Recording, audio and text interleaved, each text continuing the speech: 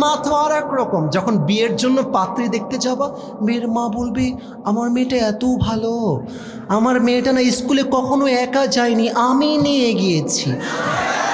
আমার মেয়ে না কলেজেও একা যায়নি, আমি নিয়ে গিয়েছি। আমার মেয়েটা একদম মাসুম, দুধে ধোয়া তুলসী পাতা। কত দুধে ধোয়া তুলসী পাতা! বিয়ের পরে মোবাইল ফোনটা চেক করবা, দেখবা এক ঘাটে নয় 12 ঘাটে পানি খেয়ে বিয়ে করেছে। তবে সব মেয়েকে আমি আসিফ হুজুর এক পাল্লায় মাপি না।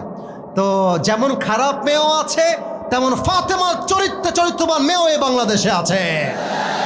তো আমার আব্বা বলল যে আব্বা আমার মতামত হলো তুমি একটু পরে বিয়ে করো, মাস্টার্সটা কমপ্লিট করো, थोड़ा सा पैसा कमा लो, फिर से शादी कर लेना। কিন্তু আমার মন তো মানে না। আমি বললাম আমার বউ এখন লাগবেই আব্বা।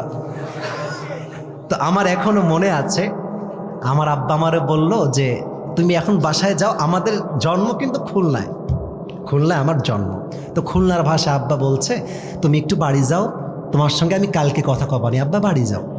তো বাসায় আসছি, ওই দিক থেকে আমার আব্বা আমার মাকে কল দেবো তোমার ছেলে টাল হয়ে গেছে, ওর তার ছিঁড়ে গেছে, ওকে একটু বুঝাই বলো। বাসায় ঢুকে দেখছি আমার মা অ্যাকশনের মুডে চলে আসছে। কিরে তোর আব্বাকে কি বলছিস তুই? আমি বলছি কি বলে, আমি কিছু বলি নাই তো। আরে কিছু বলি নাই। বলছে ও বিয়ে করতে চাও, নিজের পকেটে নাই এক পয়সা